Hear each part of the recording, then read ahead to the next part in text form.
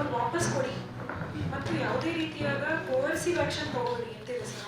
ಅದು ಒಂದು remaining period ನಾವು ಟೆಂಡರ್ ಮಾಡಿದ್ರೆ remaining period further period refund ನಾವು ಅವರು ಕ್ಲೇಮು ಮಾಡ್ತಿದಾರ, ಅಲ್ಲಿ ಇವರು ಪಾರ್ಟಿ ಕಡೆಯಿಂದ ತಗೋತಾ ಇದ್ದಾರೆ.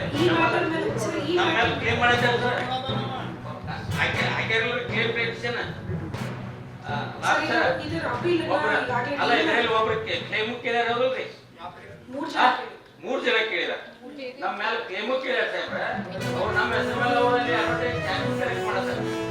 ಅದ್ರ ಮಹಾನಗರ ಪಾಲಿಕೆ ಇವ್ರನ್ನ ಇದು ಮಾಡೋದು ಮತ್ತೆ ಕಂಪ್ಲೇಂಟ್ ಮಾಡಿಕೊಡ್ಬೇಕು. ಫೀಸು ಟ್ಯಾಕ್ಸು ಇದು ಮಾಡಲ್ಲ. ಇದು ಅನ್ಯಾಯ ಆಗೋಲ್ರಿ, ಮಹಾನಗರ ಪಾಲಿಕೆ ಲಾಸ್ ಆಗೋಲ್ಲ. ಕೋರ್ಸಿವ್ ಆಕ್ಷನ್ ಏನು ತಗೋಬೇಡಿ ಅಂತವ್ರ ಮೇಲೆ ಅಂತ ಇದೆ ಸರ್. ಆ ಒಂದು ಲೀಗಲ್ ಪಾಯಿಂಟ್ ಹಾಕಿದೀವಿ ಸರ್. ಮತ್ತೊಂದು ಹೇಳ್ತೀನಿ, ನಾವು ಒಂದು